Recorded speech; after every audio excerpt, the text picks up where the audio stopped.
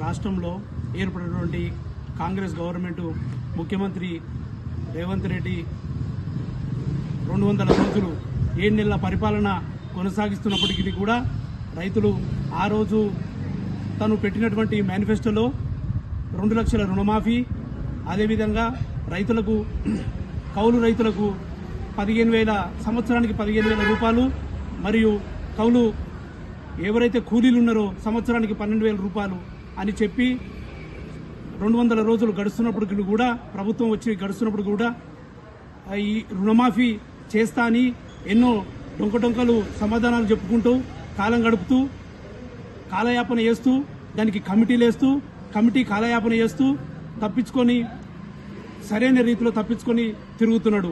అంతేకాకుండా తను ఈ 70% ఉన్నటువంటి రాష్ట్రంలో రైతుల యొక్క కన్నీటి ప్రేమ చూపించి ఓట్లు దండుకొని గవర్నమెంట్ ఏర్పడ్డ తర్వాత కూడా ఇంతవరకు కూడా తను రైతుల గురించి పట్టించుకోకపోవడము, మరియు తను రైతుల యొక్క ప్రేమ ఆనాడు టీఆర్ఎస్ గవర్నమెంట్ ఏదైతే బీఆర్ఎస్ గవర్నమెంట్ ఉన్నటువంటి కల్వకుంట్ల చంద్రశేఖరరావు ఆ రోజు ఈ యొక్క రైతు బీమా ఏదైతే ఉందో ఫసల్ బీమా ఏర్పాటు చేయడం, మేము గవర్నమెంట్ వచ్చిన తొలి సంతకము ఫసల్ బీమా పథకాన్ని ప్రవేశపెట్టి రైతులను ఆదుకున్నామని చెప్పినటువంటి రేవంత్ రెడ్డి ఇంతవరకు బీమా కూడా లేదు.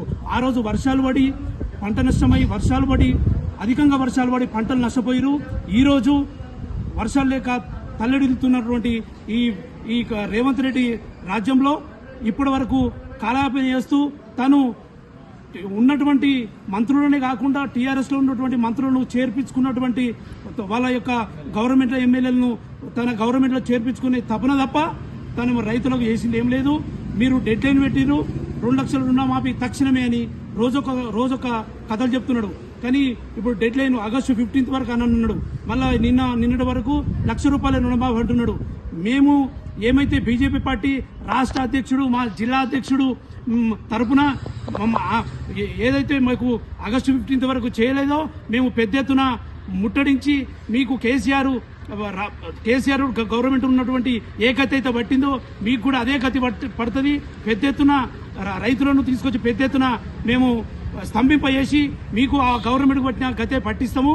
ఖబర్దార్ మీరు గుర్తుపెట్టుకోవాలి రేవంత్ రెడ్డి గారు. తక్షణమే ప్రతి రైతుకు మళ్ళీ ఇప్పుడు కొత్తగా రేషన్ కార్డు అని పెడుతున్నారు. ఆ 10 సంవత్సరాలు కూడా రేషన్ కార్డు ఇవ్వలేదు. మీరు కూడా ఇప్పుడు రేషన్ కార్డు అని పెడుతున్నారు.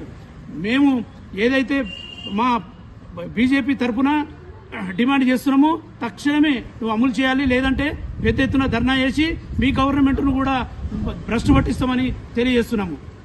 జై జవాన్, జై కిసాన్, భారత్ మాతా కీ జై, భారత్ మాతా కీ జై.